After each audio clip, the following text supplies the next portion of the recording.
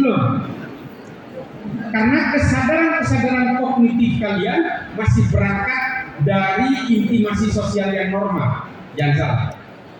Ketika kalian nanti semakin dewasa, semakin merasa tambah dosa, kalian akan diajari oleh kelompok-kelompok seperti ini untuk sibuk menghitung dosa orang lain. Ada satu contoh, anak Trenggalek namanya Z Rizal.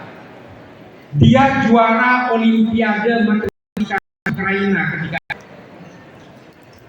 Kemudian dia masuk tes.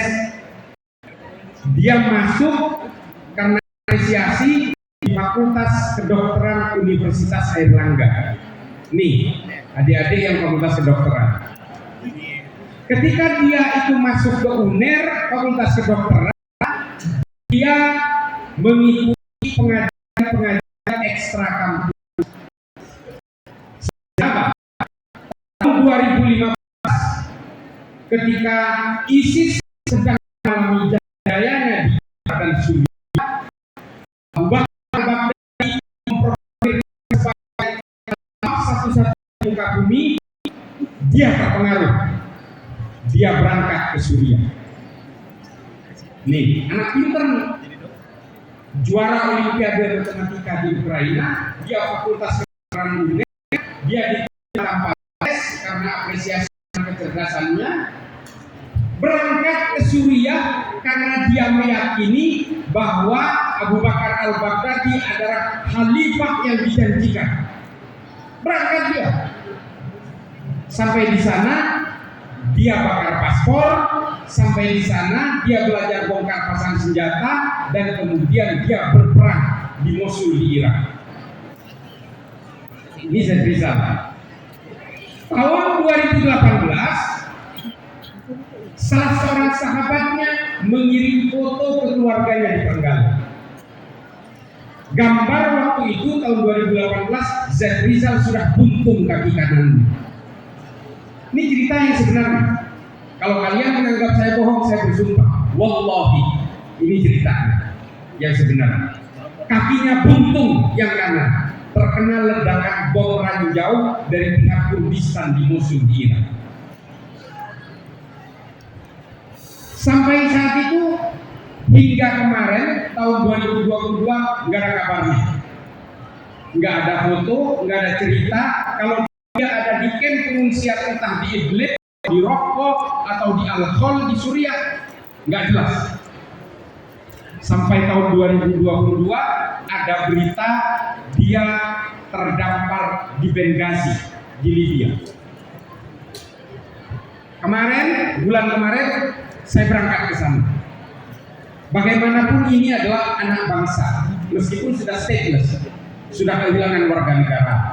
Warga negaranya sudah hilang, dia sudah bakar paspor, dia sudah menjadi pejuang bagi negara lain, dan dia sudah dinyatakan oleh PBB sebagai stateless.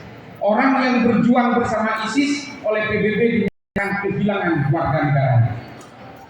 Sehingga orang-orang yang hari ini ada di kamp pengungsian di Suriah atau Irak sudah hilang warga negaranya, tidak bisa dideportasi ke Indonesia kalau memang dia berasal dari Indonesia. Saya bulan kemarin saya berangkat masuk ke perbatasan Libya lewat Tunis untuk mencari Z Rizal.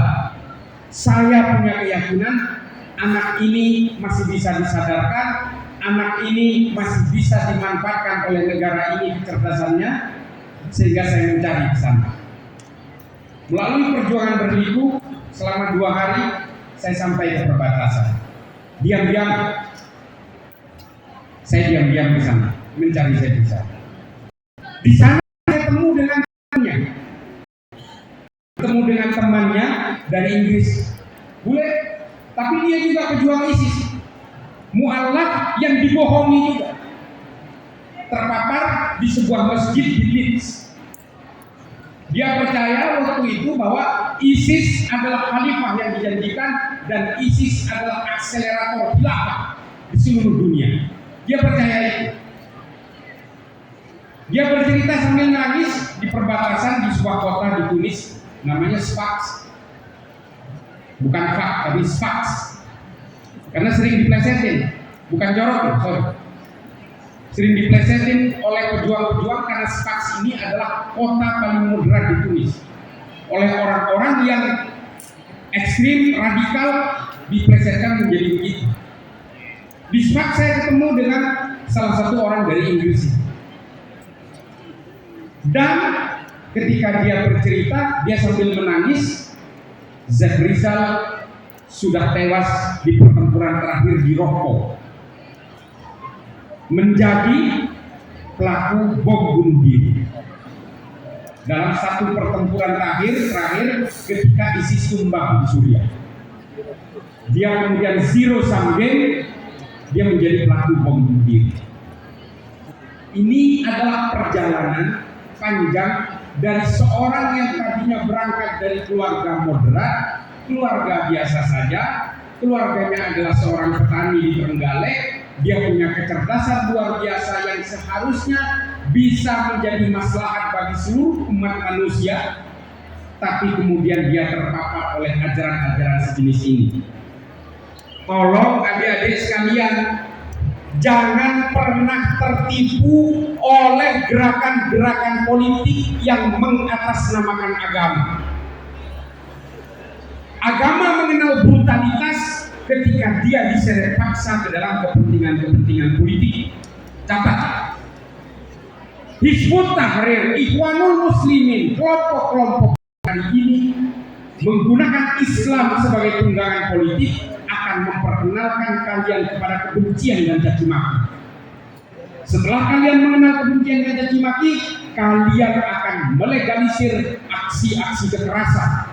Dan ketika kalian sudah melegalisir aksi-aksi kekerasan, kalian akan menormalisasi aksi-aksi teror. Yang dialami oleh Zed Rizal itu adalah perjalanan kognitif yang terjadi seperti ini.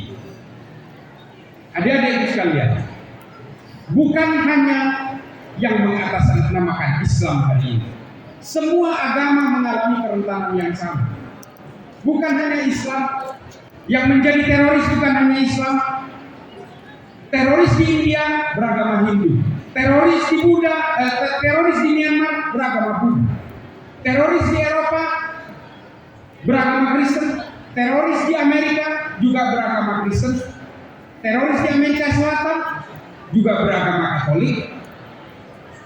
Teroris selalu menunggangi agama dengan pemeluk terbesar di satu negara. Catat ini. Kalau di Indonesia mengaku beragama Islam, karena Islam memiliki pemeluk dengan populasi terbesar di Indonesia. Di India, orang yang berbuat brutal atas nama agama mengatasnamakan Hindu, namanya Hindu supremasis, gerakannya namanya Shiv Sena, lembaganya namanya Hindu dan Barat Janata. Hindu yang dikejar-kejar oleh pasukan anti teror India itu beragama ini. Yang dipersekusi siapa? Ya orang Islam dan orang Kristen. Hampir 300 gereja dibakar di Manipur bulan kemarin. Masjid-masjid yang sudah berusia 3 abad di Goa, Uttar Pradesh dan Gujarat dibakar oleh orang-orang supremasis. Orang Islam dipersekusi dan dibantai di itu. Orang-orang Kristen di Manipur dibakar oleh orang Hindu di India. Mereka berbuat teror mengatasnamakan agama. Di Indonesia berbuat teror mengatasnamakan Islam. Para pelaku killing spree yang sering nempak di kerumunan di pasar swalayan di Amerika itu, mereka Kristen. Timothy McVeigh, Ted Kaczynski, Una Bombing, yang punya Netflix tonton, ada Una Bombing namanya. Itu Ted Kaczynski. Karena terpapar oleh ajaran sayap kanan Kristen atau terpapar oleh ajaran Theodor Adorno sayap kiri. Timothy McVeigh juga terpapar oleh ajaran Kristen keras sayap kanan, sehingga dia meledakkan Oklahoma Building tahun 95. Teroris-teroris yang berada di Amerika bejananya namanya Ku Klux Klan, White Supremacy, dan Evangelist Movement. Di Eropa, teroris-terorisnya Protestan, namanya Baader-Meinhof. Katolik di Irlandia namanya IRA, atau di Spanyol yang beragama Katolik juga namanya Gerakan Basque. Di Indonesia, Namanya Jamaah Islamiyah, Jamaah Ansarud Daulah, Jamaah Ansarus Syariah. Ini semua mengatasnamakan Islam. Khilafatul Muslimin, Negara Islam Indonesia, dan seterusnya. Dia selalu menunggangi apa? Selalu menunggangi agama dengan pemeluk terbesar di satu negara. Supaya apa tujuannya? Supaya kejahatannya terlihat terhormat.